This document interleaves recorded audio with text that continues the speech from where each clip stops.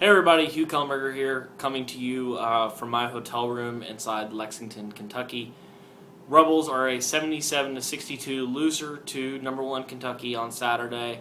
Loss that pretty much we all saw coming, but yet it's so much about the process in any athletics, and every game is really a chapter.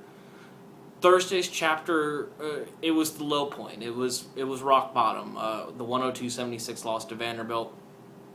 Terrence Henry described it the day after it. It was like a Thursday night on the square, a bad hangover. Andy Kennedy said he watched that game film 3 times. The first time he was just trying to figure out how to stem the tide. The second time, he was contemplating moving to Florida to sell insurance. The third time, he was really in awe of how well Vanderbilt played during that game, and tried to essentially make the argument that, yeah, Ole Miss didn't play well, but they played worse, and a lot of the credit has to go to Vanderbilt. And he's right to the extent that Vanderbilt made a lot of shots, but a lot of them were open shots, and so it's half and half. You have to give credit to Vandy for taking advantage. But Ole Miss played as poorly as it possibly could have against Vanderbilt.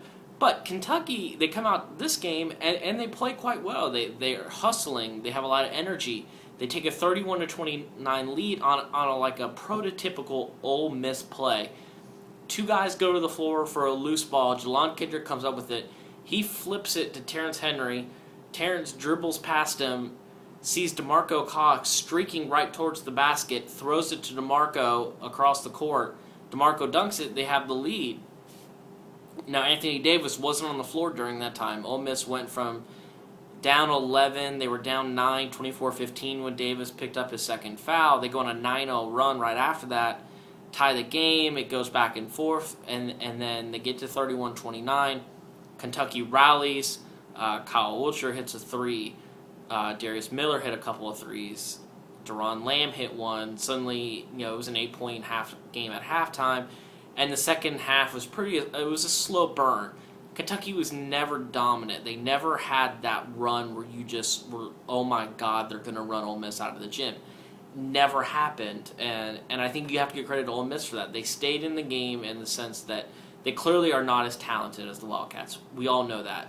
I don't know if there's a team just based on talent that is as talented as Kentucky in college basketball. Andy Kennedy compared them to the early 90s UNLV teams that he actually played against at UAB, which is high praise. And it makes a lot of sense if you think about it. Great athletes, but can only really be undone by foul trouble because they only play 7-8 guys, and this Kentucky team, it's a great team. But like I said, they didn't go on that dominating oh my God run. They were better the entire second half, and just kind of incrementally built up the lead. It got to as high as 23. It dips down to 15 by the end of the game. Ole Miss exits with his head held high, and maybe that was the best thing to expect out of this game and expect after Thursday's contest. But at the same time, the Rebels, this was opportunity week. Games against Vanderbilt, games against Kentucky, win one, and you put yourself firmly in the tournament, if not, at least on the bubble, a strong bubble, and instead they lose both. They're now, they're 15-11. They're 5-7 in the SEC. They still have 4 games to go. They have to go to Tennessee on Wednesday, and then come back on Saturday and play LSU, an LSU team that really just beat the snot out of them in Baton Rouge. And has been playing good basketball. Beat Mississippi State earlier this week.